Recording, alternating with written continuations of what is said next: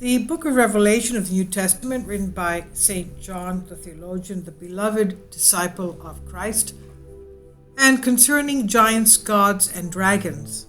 Well, giants and gods and various beings that were not to be allowed are also in Genesis 6, the first chapter of the Old Testament.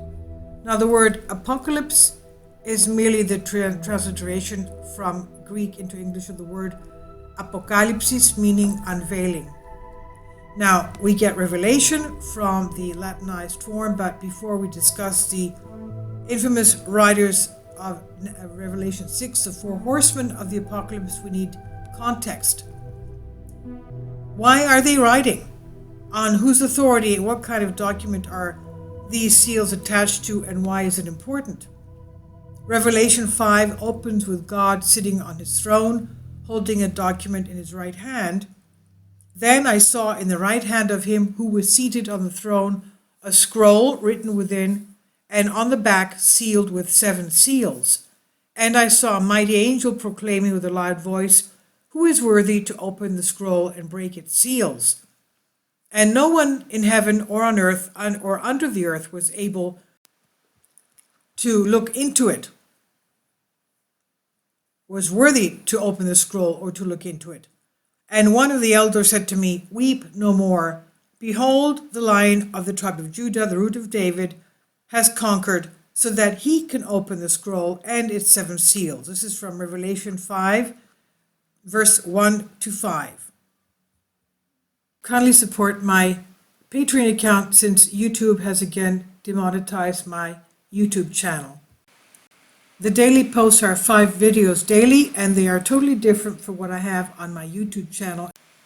Thank you so much for your support and that you find all my content so interesting. You'll find the Patreon account details in the description box below. And we can guess pretty easily who John meant by those in heaven or on earth. Presumably the prophet was talking about humans in the natural realm and the spirits in heaven, or the spiritual realm. But who are those who exist under the earth? Of course, we know that the fallen angels come to mind.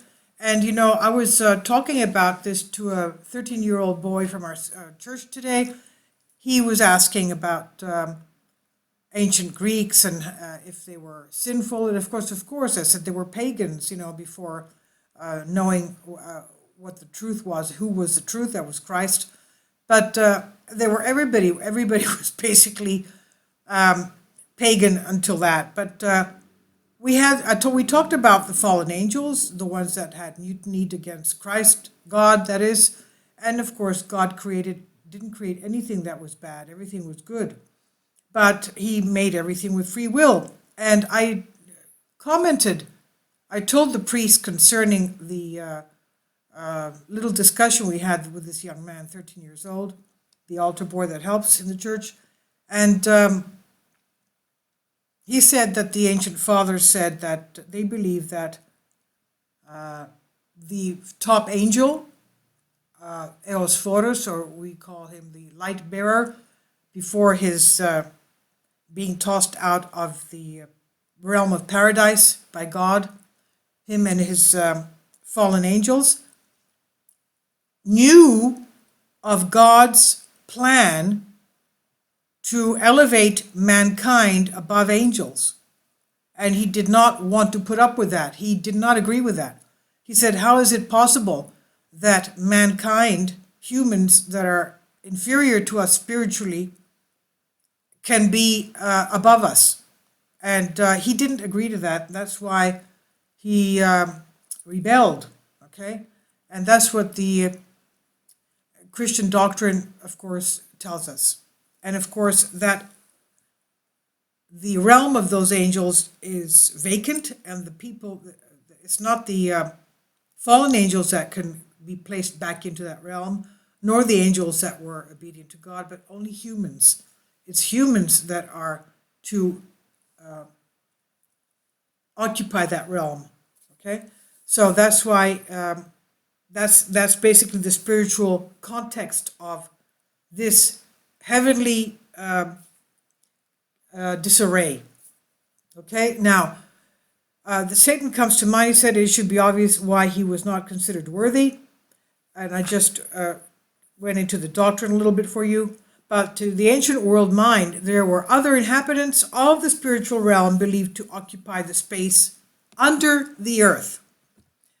John is not specific in identifying who exactly is under the earth, but it's our view that these are the Rephaim spirits who plagued Israel at least from the times of Moses, probably much earlier and even much later. We know that we have ancient Greek texts from Plato and others talking about the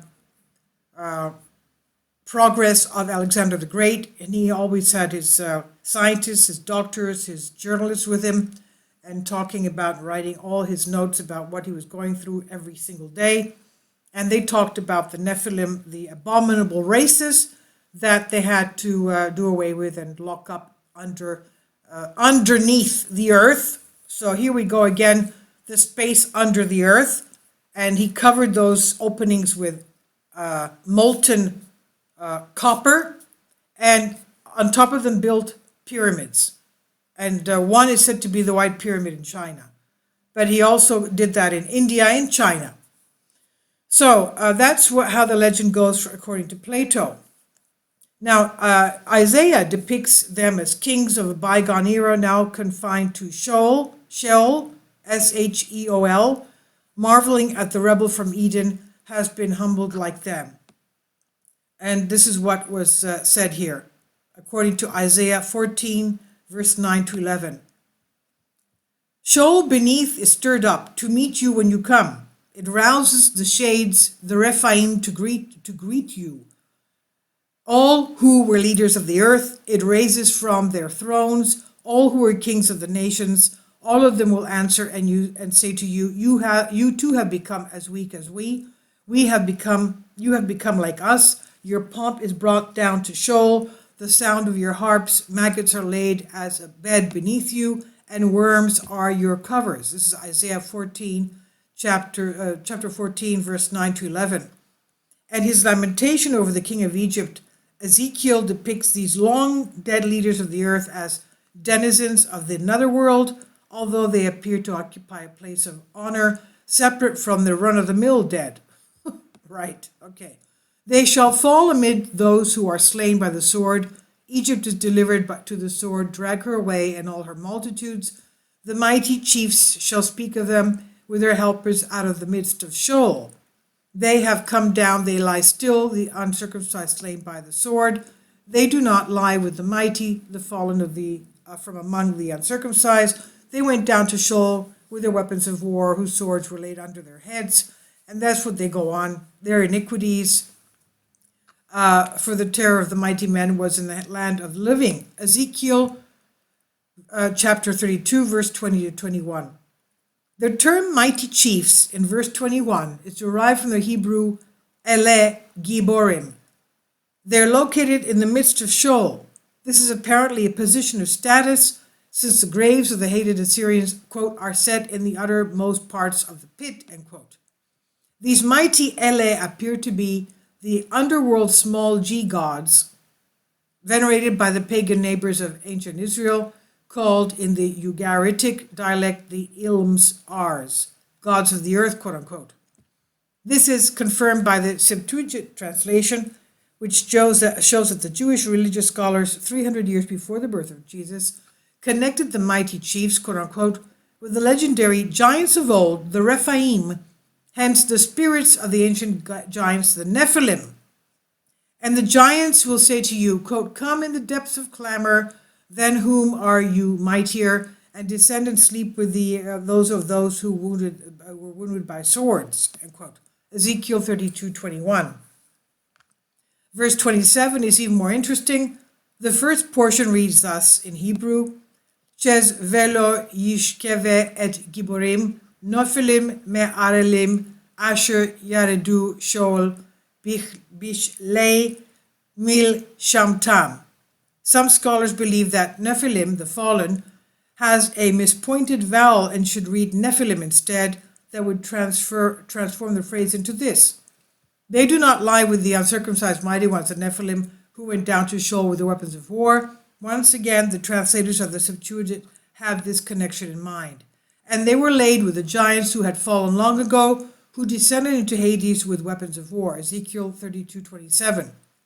The mighty chiefs, quote unquote, of verse 21 and the mighty of verse 27 are linked in Ezekiel's mind with the ancient giants of Genesis 6, the Nephilim, who after death became the Rephaim spirits venerated by the pagan Amorites of Canaan. It turns, as we demonstrated in our book Veneration and in Derek's previous book, The Last Clash of the Titans, the Rephaim of Canaan became the Eros, translated as heroes of Greek religion, demigods like Hercules, Theseus, Perseus, and Dionysius. But let me go into the Greek mythology family tree for you, because we have to divide them into the primordial deities, and then we go into the Titans, and then we go into the Olympian gods. Okay, so, and this is from Greece, highdefinition.com blog, and it's a video from familytreetemplate.org. The primordial deities, chaos is on the top. Chaos, meaning house, meaning nothing that was orderly. Then you have Tartarus, Gaia, gave birth to Nisi, meaning islands, Urea, Pontus, and Uranus. And then you have Eros, and then you have Erebus and Nyx, giving rise to Thalassa, meaning sea, Ether, the ether of the that fills the universe, Hemera, Nemesis, Thanatos, and Hypnos. Thanatos meaning death, Hypnos meaning sleep. Then you have the Titans. Okeanos, meaning ocean, Tethys, Hyperion, Thea, Kos, Phoebe, Kronos, Rhea, Iapetus, Creus, Themis.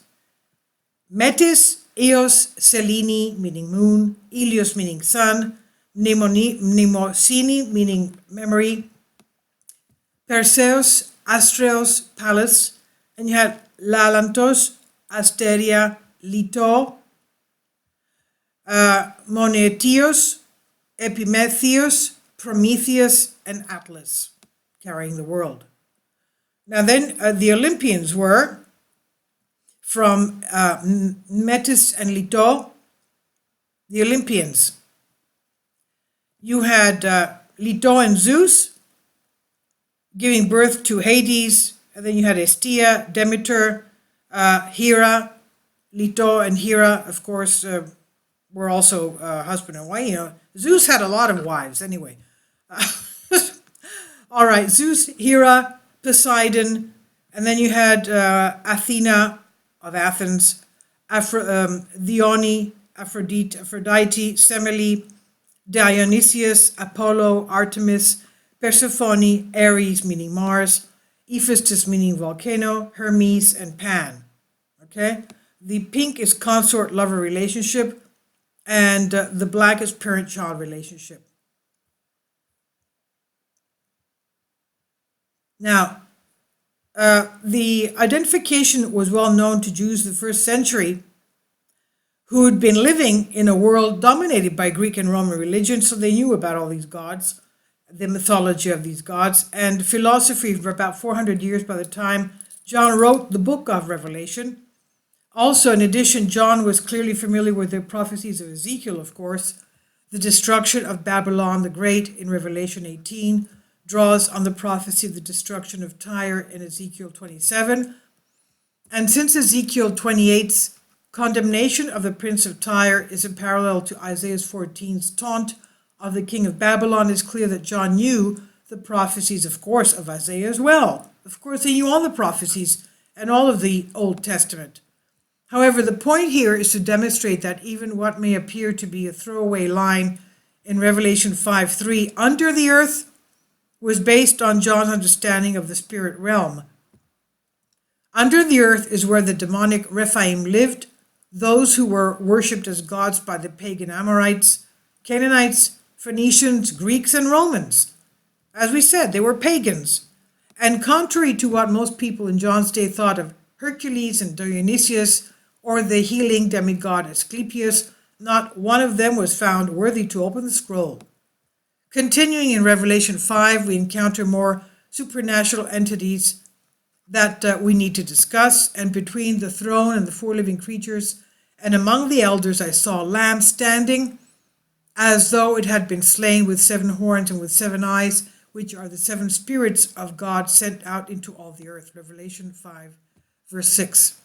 The lamb is obviously Jesus himself, newly arrived in heaven. The concept of the Messiah as a sacrificial lamb was first expressed by Isaiah, who described God's anointed one as a lamb led to the slaughter. Now, a lot of times people are referred to in the Old and New Testament as depictions of animals, like a lion or an eagle or a pig or a cow, a cattle or lamb, okay, or a snake, things like that. Now, the 4 living creatures are another callback to Ezekiel, this time to chapter 1 and the famous visions of the wheels within the wheels that modern UFO enthusiasts like to mischaracterize as alien spaceships. And as you guessed, these creatures were cherubim. They were the throne guardians of the ancient world, and anyone reading Ezekiel's description of his vision in the 6th century BC would have known immediately that what he'd seen, a heavenly throne, not a flying saucer. Cherubim stood guard at the entrance to Eden. Their wings shadowed the mercy seat on the Ark of the Covenant, upon which God was enthroned when he spoke to Moses in the tent of meeting. The 2 cherubim of olive wood, each 15 feet tall, and with a 15-foot wingspan, stood side by side in the inner sanctuary, with their outspread wings spanning the width of the chamber, guarding the very throne of God. This is not a job for pudgy infants, winged or not. Cherubim are dangerous creatures who probably look like winged bull-like sphinxes. You wouldn't dare to try to get past them to approach God Almighty without receiving permission, which speaks to the status of the Lamb in Revelation 5. He stands between the throne and the cherubim at the right hand of God, a position of supreme authority that confirms his status as the Messiah and his identity as Jesus. This is from Skywatch TV on Humans Are Free. Please leave your comments and thank you for your support.